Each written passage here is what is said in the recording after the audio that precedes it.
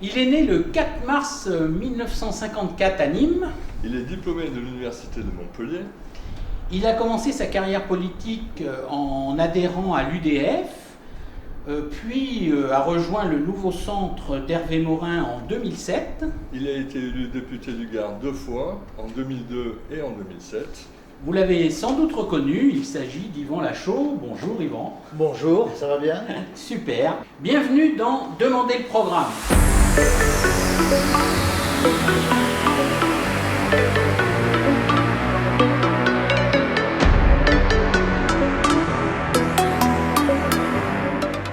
Je n'ai pas de programme. Hein. Ah ben on va voir. Eh ben si tu es là justement, c'est parce que tu as décidé de soutenir la liste Rouvrant-Plantier, ou Plantier-Rouvrant, ça dépend. C'est un duo. Voilà, c'est un duo. Tu nous expliqueras donc pourquoi tu as soutenu cette liste. Ouais. Mais avant d'aller un petit peu plus loin, on va continuer ta présentation. Bonjour Pierre-Henri. Bonjour Richard, bonjour Monsieur Lachaud. Donc en 88, vous devenez directeur de l'Institut d'Alzon. Eh oui, j'étais tout jeune prof et un jour la supérieure générale, qui est devenue supérieure générale pour le monde entier, m'a dit, alors que j'étais enseigné les maths en première et en terminale, m'a dit l'année prochaine tu prends la direction du lycée. J'y croyais pas, mais bon, ça s'est passé comme ça. De l'Institut d'Alzon que nous connaissions, qui était circoncis à Nîmes, enfin du moins pour ce que j'en connaissais, vous avez fait une grande institution en ouvrant des sites à Vestry-Candiac par exemple, à Beaucaire. Le plus beau pour moi, c'est celui du Gros-du-Roi parce qu'il a un décor qui est fabuleux. Vous avez aussi engagé l'institution vers des secteurs de technologie de pointe comme l'optique, l'aéronautique, etc.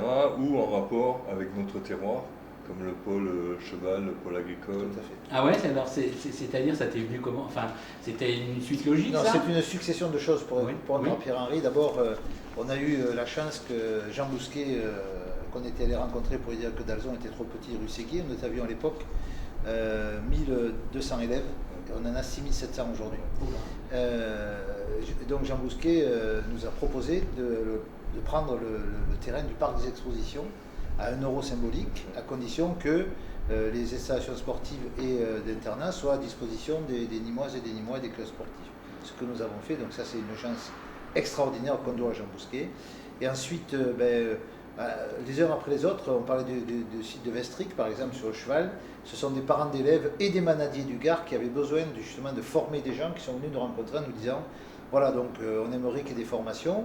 On a trouvé le château de Vestric qu'on a pu acheter, parce qu'à l'époque il n'était pas en bon état, on a tout refait. Et là aujourd'hui on a un collège et un lycée agricole sur les métiers du cheval. Ensuite, j'étais député avec Étienne Mouru, maire de Gros-du-Roi, et Étienne m'a dit j'ai besoin d'un collège, est-ce que tu veux pas regarder? J'ai dit oui, et on est tombé sur un terrain, le dernier qui est resté, au bord de la plage. Et est-ce qu'ils travaillent mieux parce qu'ils sont au bord de la plage?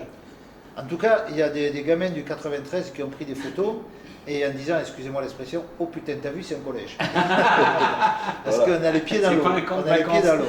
Et puis Beaucaire, c'est une autre histoire. Beaucaire, il y avait les deux établissements étaient tombés en liquidation judiciaire parce qu'ils ne pouvaient plus tourner.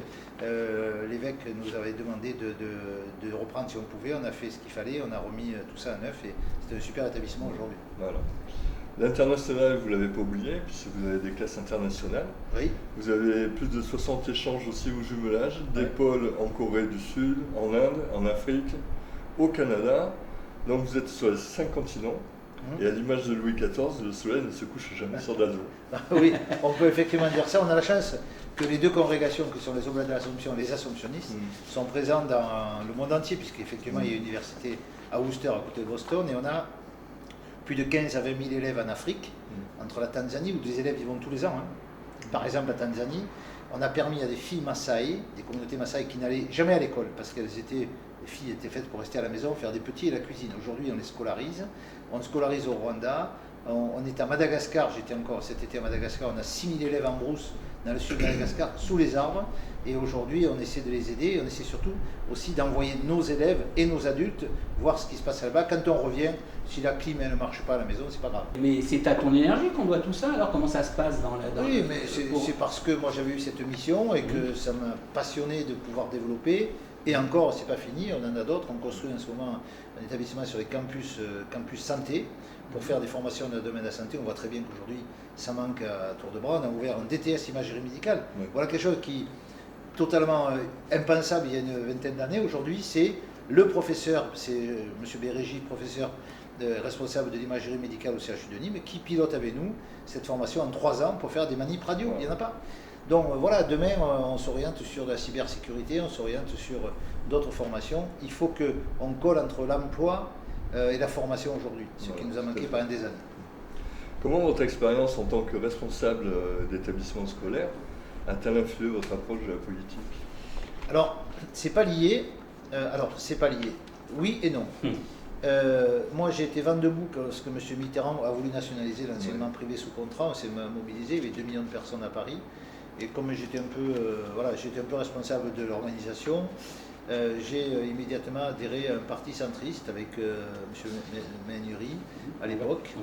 Voilà. Et je me suis rendu compte qu'en fait, on avait toujours besoin d'aller chercher des aides chez les politiques. Et je me suis dit que là, il y avait vraiment des choses à faire. C'est pour ça que ça m'a donné cette envie et je me suis engagé en politique. Mais c'était Jean Bousquet aussi qui l'avait un peu amené à la politique. Toi aussi? Moi aussi, oui, parce que sur la deuxième j'ai été directeur de campagne de Jean Bousquet sur le 2e mandat et j'ai beaucoup travaillé avec lui. J'avais pas souhaité aller sur la liste au tout début parce que je démarrais mon métier. Et ensuite, j'ai été son directeur de campagne, je me suis occupé de lui sur plusieurs élections et je suis parti ensuite sur la liste à partir de 2020. Et tu penses que l'on peut mener de front un peu un mandat et être dans une activité professionnelle en même temps? Alors là, je ne le pense pas, j'en suis sûr.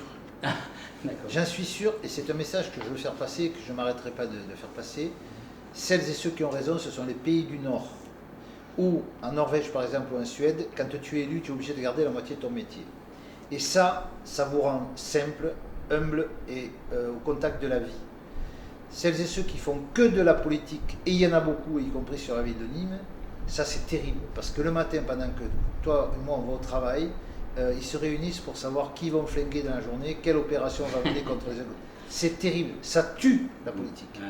Donc aujourd'hui, oui, moi j'ai toujours, et même quand j'étais parlementaire, j'ai gardé un quart de mon métier à Dalzon, j'ai réduit mon salaire à un quart de mon salaire, et oui, j'étais très heureux, heureusement j'avais une équipe extraordinaire de direction que j'ai toujours d'ailleurs, mais j'étais très heureux de mener les deux à la fois, parce qu'à l'Assemblée, au lieu d'être des fonctionnaires de l'Assemblée nationale, les élus qui sont aujourd'hui, il y en a qui n'ont jamais été élus local ou qui n'ont jamais eu de boulot.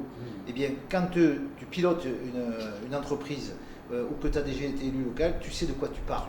Voilà. Et tu fais pas que faire de la télé ou des émissions, etc. etc. Tu amènes des choses constructives. Pendant vos mandats de député, vous avez été membre de la commission des affaires culturelles et de l'éducation. C'était une évidence pour vous? C'était une évidence parce que j'avais un sujet qui était prégnant pour moi. J'ai co-rédigé la loi sur le handicap en 2005 parce que pour moi, il y avait besoin que dans notre pays, on permette à des jeunes en situation de handicap d'essayer de faire une scolarité à peu près normale. Et ça, il y avait besoin, justement là, l'expérience que j'avais eue, puisqu'on avait déjà ouvert une classe grâce à François Bayrou, de classe qu'on appelait intégrée à l'époque et aujourd'hui des Ulysses, de permettre à ces jeunes en situation de handicap de vivre avec les autres. Et ça change tout. Quand des gamins vivent, par exemple, avec un aveugle en classe, demain dans la vie, lorsqu'ils vont les croiser dans la rue, ils vont vivre avec eux. Et ça permet aussi de relativiser beaucoup de choses. Tout à fait. Vous avez été le premier adjoint au maire de Nîmes de 2001 à 2016 et président de la communauté d'agglomération de Nîmes Métropole de 2014 à 2020. Mais que s'est-il passé en 2016 ? Écoutez, en 2016, on avait un accord avec Jean-Paul Fournier comme quoi il devait me laisser la place de maire à l'issue de ce mandat. C'était un accord entre nous. Et comme il n'a pas voulu que ce se réalise, il m'a enlevé ma délégation parce qu'à l'agglomération, j'avais des idées, comme par exemple passer l'agglomération en communauté urbaine. À l'époque, je crois qu'il y avait 15 à 20 millions de plus de dotation de l'État.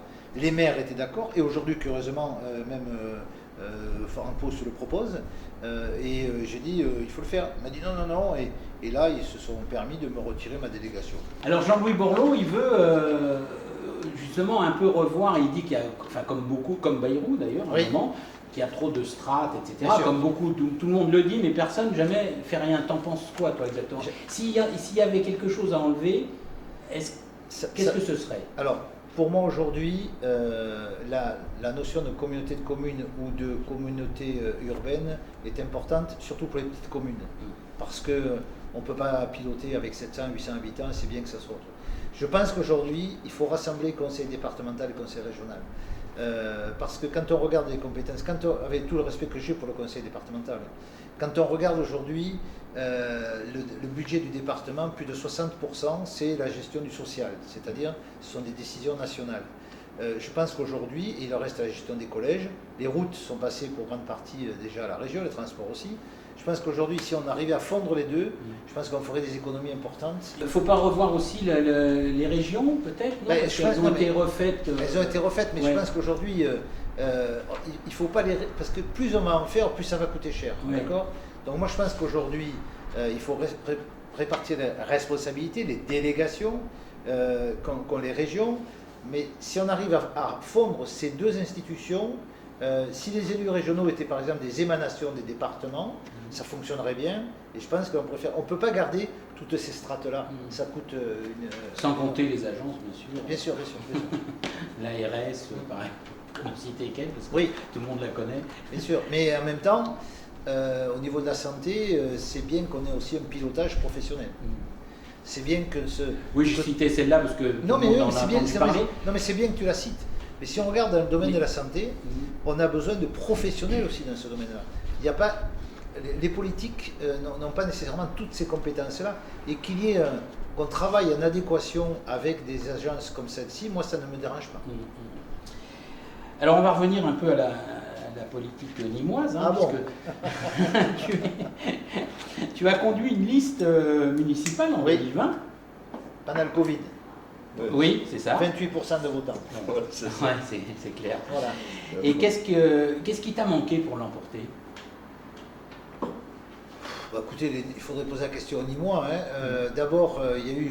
Non, mais avec le recul. Ben, avec le recul, il y a eu 28% de votants, ce Oui. qui veut donc dire qu'il y a une abstention qu'on n'avait jamais vue et qu'effectivement, à mon avis, ben, voilà, ils ont donné pouvoir au maire pour continuer. On était dans une situation quand même psychologiquement compliquée. Rappelez-vous, les gens, on ne savait pas si on allait voter ou pas voter, encore 3 semaines avant. Donc les gens n'ont pas voulu se déplacer, il n'y a pas eu d'engagement. Voilà, donc je crois que on peut pas, et si on regarde un peu de partout, ces élections-là, elles ont été très particulières. Donc voilà, après Jean-Paul Fournier avait une aura, donc Oui, ça lui a profité. c'est tout. Alors, on avait une quadrangulaire Oui. hein, à l'époque. Et est-ce que tu penses que c'est reparti pour faire une quadrangulaire cette année? Enfin, oui, cette année. Alors je ne sais pas, je sais qu'au premier tour, les gens ont le choix, il y aura 6 listes. Donc les Nîmois ont le choix et voilà, je pense que c'est une chance d'avoir le choix. Après, on verra ce qui va se passer. Oui, parce que qui dit quadrangulaire, la majorité, elle se fait comment? C'est le premier qui arrive, non? C'est comment ça se passe? Non, il faut faire plus de 12 bon. Pour être au second tour, mais après au second tour, c'est celui qui a remporté le plus de voix. C'est celui qui arrive en tête qui a gagné. Voilà, d'accord. Quel que soit le nombre de pourcentage. Non, c'est important de le... Quel que soit le pourcentage, c'est celui qui est devant qui a gagné, bien sûr. Tout à fait. D'accord. Okay. Alors, comptes-tu intégrer une liste Ah non. Pour ça? Ah non. Édouard Philippe souhaitait que je sois candidat tête de liste à la mairie. Je lui ai dit non.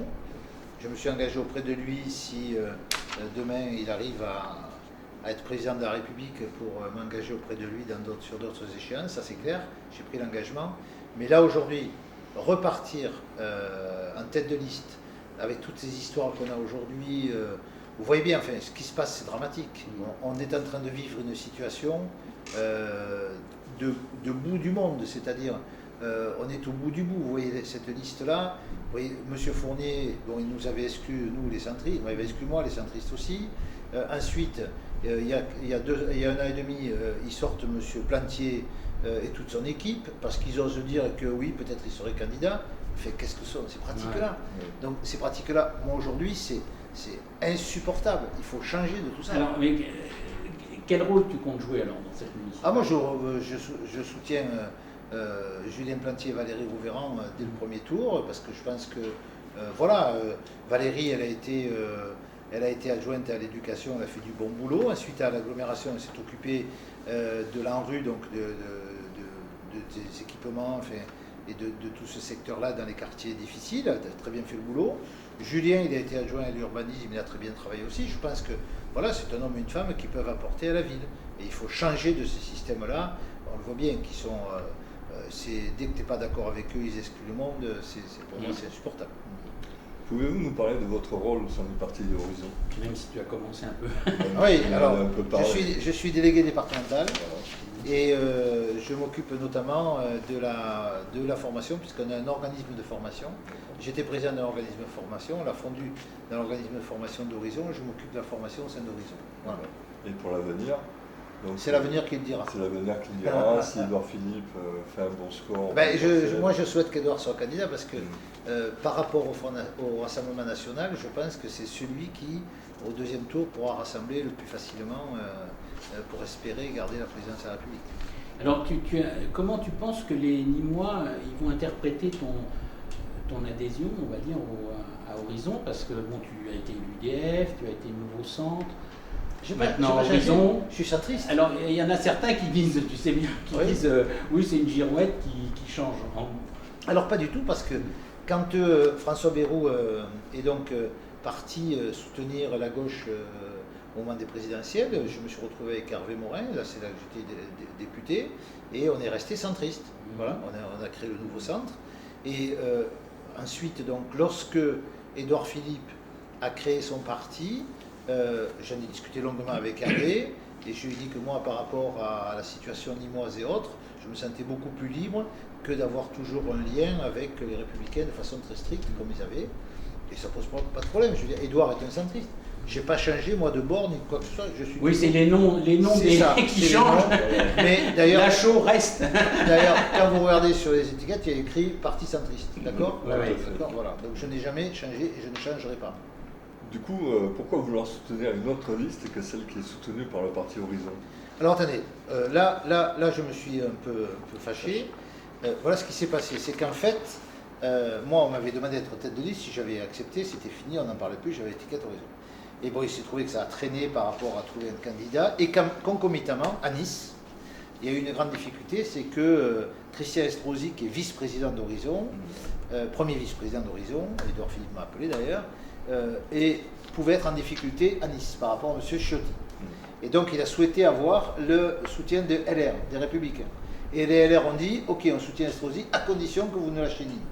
Voilà comme ça s'est passé, c'est tout. C'était même, vous allez dire, je vous envoie Nice ce matin, c'est comme ça que c'est écrit, grâce à Nîmes, M. Estrosi a un soutien. Donc c'est ce qui s'est passé, mais j'ai bien dit à Édouard Philippe que je ne soutiendrai pas la liste de M. Proust, même si elle soutient l'Horizon, et on m'a dit liberté, liberté.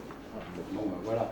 Alors tu jouerais peut-être le coup d'après pour les législatives?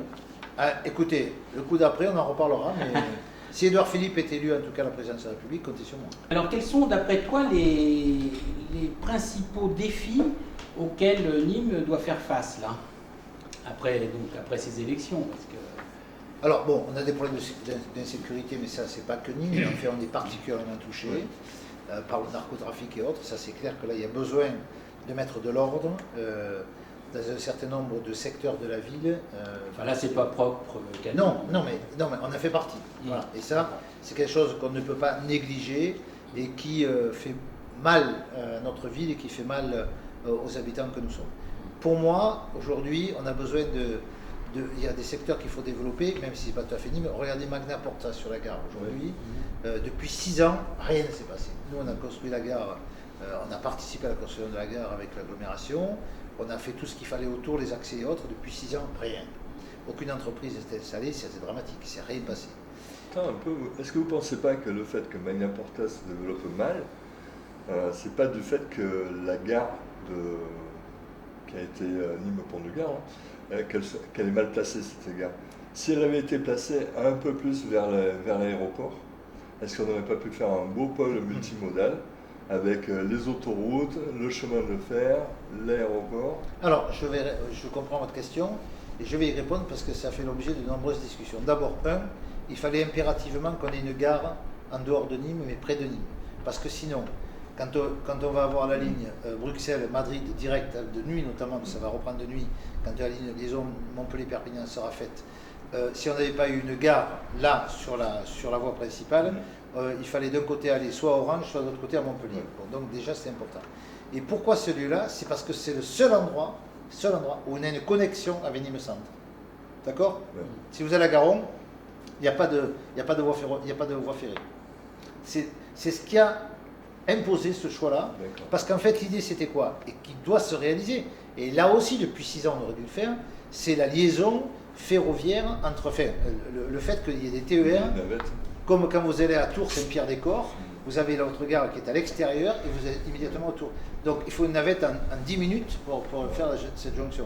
Et cette gare aujourd'hui c'est vraiment une chance, et je comprends ce que vous dites, mais l'existence de la voie ferrée fait que c'était le seul endroit possible, et qu'il faut absolument aujourd'hui qu'on se donne les moyens de équiper cette ligne-là et que la SNCF le fasse, et que deuxièmement on rende ce secteur-là à des entreprises et qu'on développe. Donc du coup il y a pas mal de défis à relever sur Nîmes.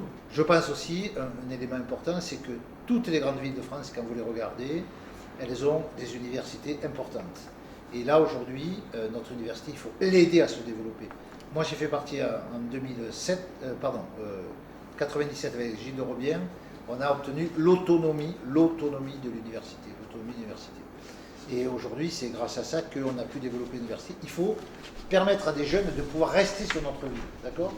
Donc voilà un élément important. Après, évidemment, il y a l'environnement, parce qu'avec l'évolution climatique, on a besoin de s'en occuper aussi. Donc voilà les grands thèmes qu'il faut regarder. Et surtout, je pense qu'il faut qu'on ait une ville, il faut qu'on ait des élus à l'écoute de ses habitants. Il faut arrêter de fonctionner comme un clan refermé et qui décide de tout. Voilà. Et d'après vous, quel serait le meilleur candidat pour relever tous ces défis? Ben, moi, je souhaite que ce soit Julien Plantier et Valérie Rouvéran, quoi. Parce que voilà, ils sont jeunes, ils ont des ambitions, ils savent faire, et ça nous sortirait de ce carcan politique qu'on vit depuis trop de nombreuses années, où c'est clanique, si vous ne appartenez pas, et si vous ne dites pas oui tous les matins en vous levant, au garde à vous, bim, vous dégagez, quoi. C'est clanique, quand on voit qui dirige la ville aujourd'hui, c'est dramatique. Et tu peux nous dire un mot peut-être sur les autres concurrents, en fin de compte. Vincent Bouget, Vincent Bouget est un homme sympathique, qui s'est toujours engagé. Bon, après, moi je suis pas communiste, donc voilà. Mais Vincent Bouget est un homme sympathique.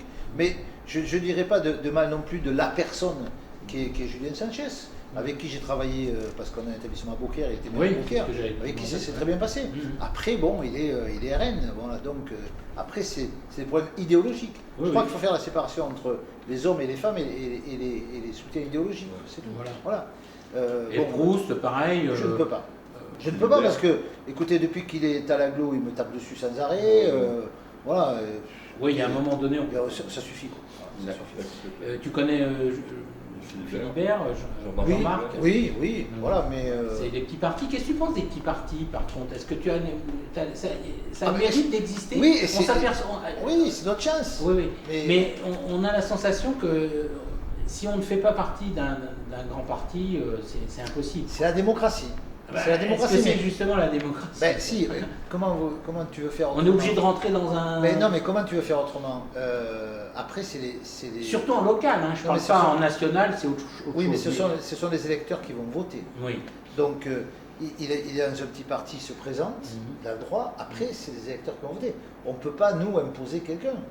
Donc, moi, je les respecte, les petits partis. Je conçois très bien que... Enfin, quoi qu'il ne serait peut-être pas content qu'on dise que ce soit un parti, il n'est pas vraiment un parti. Oui, non, mais c'est une idée citoyenne. Voilà. Mais bon, il y a des petits partis aussi que je respecte, pas de souci. Alors, merci Yvan d'avoir partagé ce moment avec nous. Merci Pierre-Henri. De rien, Richard. Monsieur Lachaud, merci d'être venu. Pierre-Henri, merci beaucoup, et Richard aussi, merci. Voilà. Et puis, bravo pour ce que vous faites. Au niveau de la communication, c'est bien. C'est gentil. C'est parfait. Et puis merci à vous pour votre fidélité. n'oubliez pas de liker, de vous abonner et puis de commenter, bien sûr, ce qui a été dit, hein, aussi, vous avez le droit, vous avez la parole.